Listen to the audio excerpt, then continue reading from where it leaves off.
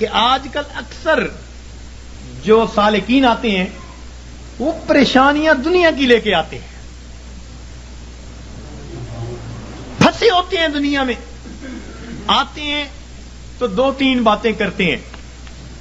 آتے ہی سب سے پہلی بات، حضرت میں نے بڑے بڑے مشائخ کو دیکھا ہے مگر آپ سے بیعت ہوا ہوں، یعنی احسان جتلا رہے ہیں کہ میرا آپ پر احسان کہ میں بیعت ہوا۔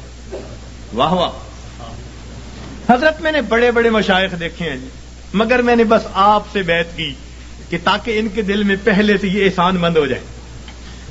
اور حضرت بس میں نے اب حالات آپ کو ہی بتانے ہیں، اور حالات کیا بتاتے ہیں؟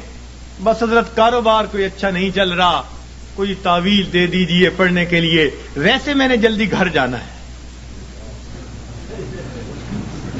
دوسری بات، حضرت بس بیوی سے کچھ بنتی نہیں ان دنوں، کچھ اس کے لیے بھی پڑھنے کو بتا دیں، ویسے میں نے جلدی گھر جانا ہے۔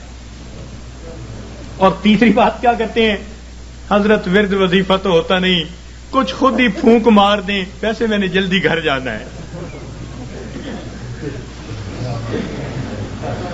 اب اگر یہ باتیں لے کر آئیں گے تو ذکر و سلوک کیا سیکھیں گے؟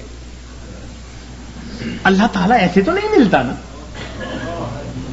کہ انسان دنیا لے کر آئے اور دنیا کے مسائل کی باتیں پوچھ کے واپس جائے اور سمجھے مجھے اللہ مل جائے گا۔ پھر کہتے ہیں جی 3 سال سے بیعت ہو گئے، 5 سال سے بیعت ہوئے، ہوا تو کچھ نہیں، ہم نے کچھ نہیں کیا۔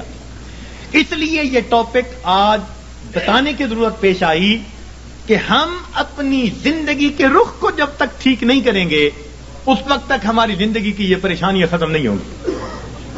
ماں باپ خود اپنی اولاد کو پریشان کر کے خوش نہیں ہوتے، اللہ رب العزت اپنے بندوں کو پریشان کر کے کیسے خوش ہوں گے؟ تو وہ نہیں خوش ہوتے، اس لیے فرمایا ما یفعل اللہ بعذابکم ان شکرتم وآمنتم، اگر تم ایمان لاتے، شکر کرتے، اللہ تعالیٰ کو تمہیں عذاب دے کے کیا ہاتھ آتا؟ اللہ تعالیٰ کیا کرتا تمہیں عذاب دے کے؟ وہ کیوں عذاب دیتا؟ تو اللہ تعالیٰ خوش نہیں ہوتے، وہ نہیں چاہتے کہ بھوکے ننگے رہیں بندے، پریشان رہیں بندے۔ یاد رکھیے اللہ رب العزت نے اپنے بندوں کو عذاب کے لیے پیدا نہیں کیا، اپنے بندوں کو ثواب کے لیے پیدا کیا ہے۔